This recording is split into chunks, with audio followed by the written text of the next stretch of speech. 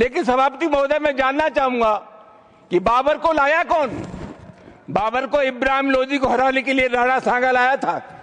तो मुसलमान तो बाबर की औलाद हैं और तुम गद्दार राणा सांगा की औलाद हो, ये हिंदुस्तान में तय हो जाना चाहिए।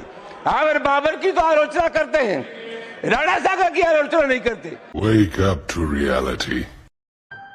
बप्पा रावल की वंश परंपरा में जन्मे मध्यकालीन इतिहास के उस सोरे शिखर एकलिंगनाथ दीवान महाराणा सांगा का देश के सबसे बड़ी पंचायत में अपमान हो जाता है और इसके प्रत्युत्तर में केवल खाना पूर्ति होती है। तब यह सोचने का विषय है कि भारत को राणा सांगा के बारे में बताने में हमसे कहां चूक हुई।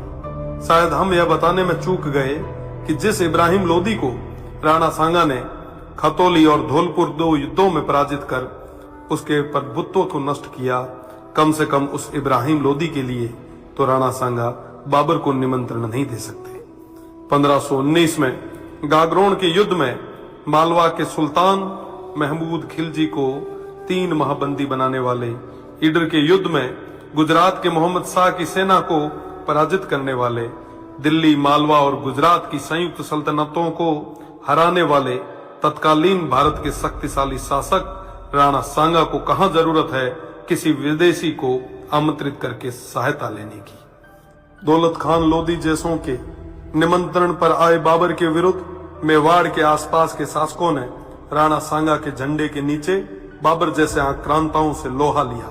जिस राणा सांगा के साथ आमेर से पृथ्वीराज जी कछवाहा, बीकानेर से कल्याणमल जी, जोधपुर से मालदेव जी, मेड़ता से मीराबाई जी के पिताजी रतन सिंह जी व वीरमदेव जी, ईडर से भारमल जी, बूंदी से नरबत जी हाड़ा, सिरोही से अखेराज जी देवड़ा, सादड़ी से झाला अजय जी, चंदेरी से मदीनी राय प्रतिहार जी, हसन खान मेवाती सहित आसपास के सभी सरदारों का सहयोग हो, उन महाराणा सांगा को किसी विदेशी की सहायता की आवश्यकता नहीं।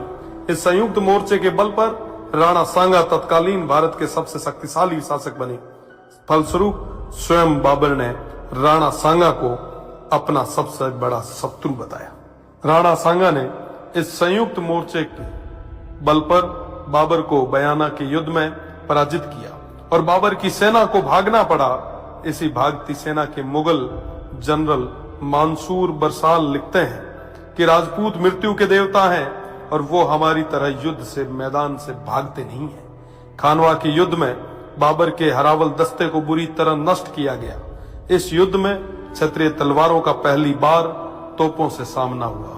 उन तोपों को नष्ट करने के लिए वीरों ने अपने सिर तोपों में देके उन्हें नष्ट किया। आज भी यह खानवा गांव महाराणा सांगा के नेतृत्व में इन देशभक्त सूरवीरों के राष्ट्र व धर्म की रक्षा विदेशी आक्रांताओं बाबर और उनकी सेना से युद्ध करते हुए प्राणोत्सर्ग करने का साक्षी है। राणा सांगा न केवल वीर थे बल्कि सभी धर्म और पंथों का सम्मान भी करते थे। राणा सांगा उत्तर भारत के स्वाभाविक नेता बन के उभरे।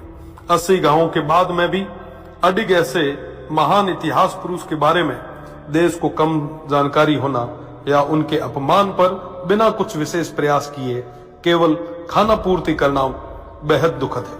भारत तो छोड़िए, ऐसे महानायक की प्रतिमाएं आपको राजस्थान में भी न के बराबर मिलेगी। महाराणा सांगा की विरासत और धरोहरों को आज संरक्षण की आवश्यकता है। इस और ध्यान देना हम सभी का कर्तव्य है। ऐसे प्रयास ही महाराणा सांगा के प्रति सच्ची श्रद्धांजलि होगी और इनके इतिहास को धूमिल करने का प्रयास करने वालों को करारा जवाब।